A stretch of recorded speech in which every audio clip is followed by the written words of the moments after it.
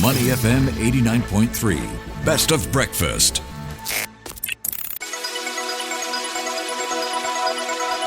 The U.S. Market Update with Money FM 89.3.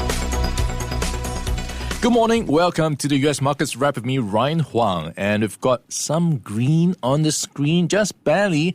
The S&P 500 squeezing out a gain of 0.01% to snap a 4-day losing streak, closing at 5,956. The Dow Jones Industrial Average was down actually 0.4%. to 188 points at 43,433. At one stage, it was up 245 points or 0.6%. The tech-heavy Nasdaq rose 0.3% to 19,075. For more insights, we are joined by Todd Rabold. He is the investment management partner at the Callan Family Office. Todd, good morning. Thanks for joining us on the show. How are you doing today? Hey, good morning. Thanks for having me. I'm doing well. All right. Lots happening in the markets these days. Let's jump straight into it with the latest drivers. We've got Trump with his tariffs. Walk us through what's happening here and how investors are reacting to the latest developments. Yeah, the Trump administration has been talking about tariffs against a number of countries and regions, Mexico, Canada, the European Union, and perhaps China. And that's creating some uncertainty, I think, in the near term here as investors digest what that may mean to companies, what it might mean to inflation, the employment markets, and so forth. I think it's a short-term event, but nonetheless, it's created a little bit of downside volatility here over the past couple of days. Yeah, so you have Donald Trump saying those tariffs are likely to take effect, and he is also possibly going to expand those tariffs to the European Union. So we have a lot of moving parts here to watch out for. And talking about what else investors are digesting, on the table, earnings, and this coming through from one of the biggest companies around these days, Nvidia. So to your view, what is your takeaway with the latest earnings? It does look like they beat expectations. They did. Nvidia just released earnings about an hour ago, and they were nothing short of fantastic. So year-over-year revenue growth of 80%, earnings growth year-over-year up almost 72%.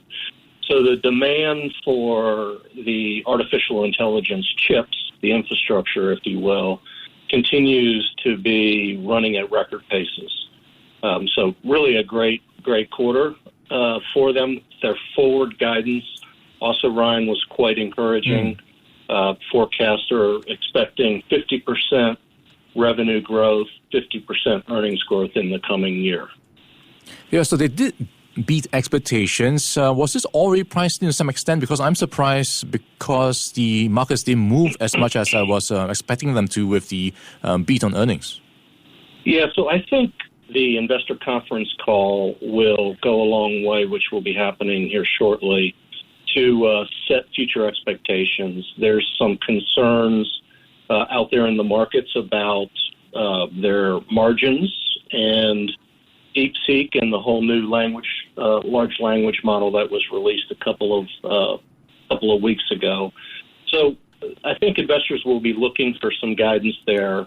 The numbers have been so good for so many quarters in a row. I think that those expectations begin to get ingrained in the numbers, and so the reactions post-earnings have been much more muted in the past two quarters, really, than they have the previous several. All right, so Nvidia has been, of course, on a pretty good run in the past few years, but year-to-date it is down 5%. Where it is right now, Todd, is this looking attractive to you? Yeah, I think if you look on a go-forward basis with earnings growth of 50% or perhaps even better, and a PE ratio on the forward earnings of 29 or 30, I think that's really an attractive entry point for investors that don't own it. And we do expect not only will Nvidia continue to do well, but the whole AI ecosystem will begin to benefit much more broadly than they have over the past 2 years or so. All right, talking about the AI ecosystem and other things to watch out for, what's catching your eye? Where are you looking at for opportunities?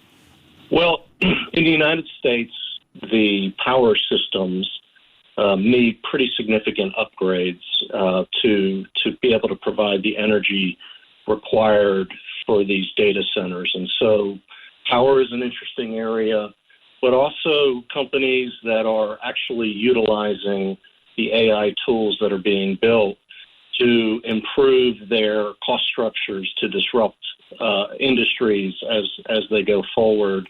So we think the benefits are really going to begin to accrue more largely, particularly to smaller companies that haven't had the resources to play in this space just yet.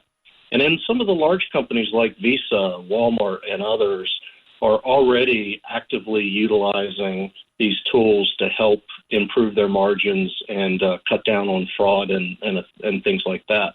All right, so small caps could do some catching up, especially as they utilize AI, I suppose, to monetize or become more productive. Let's look at value stocks. What comes to mind when you're in that space right now?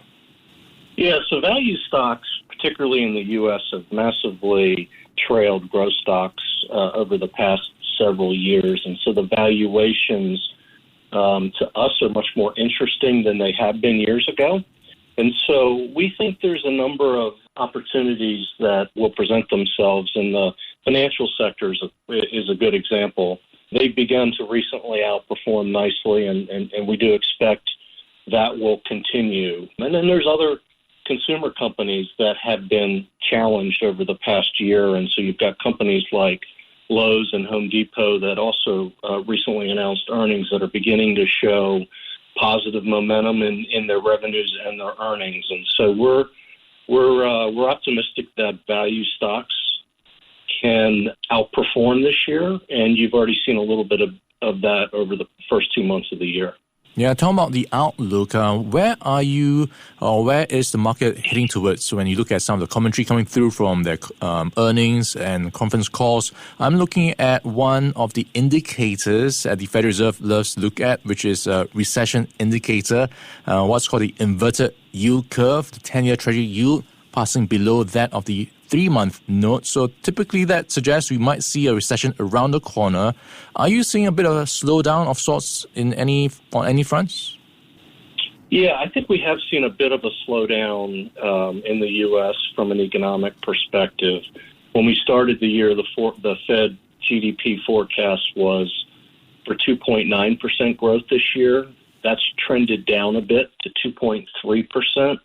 I think some of that has to do with concerns around inflation remaining sticky, the tariffs that we've already discussed. But 2.3% growth is still pretty reasonable, and so we remain optimistic that we don't have a recession in the near term. And then we think that a lot of the deregulations that the Trump administration intends to put in place will actually help the economy in the back half of the year, and you likely could see some additional acceleration in economic growth.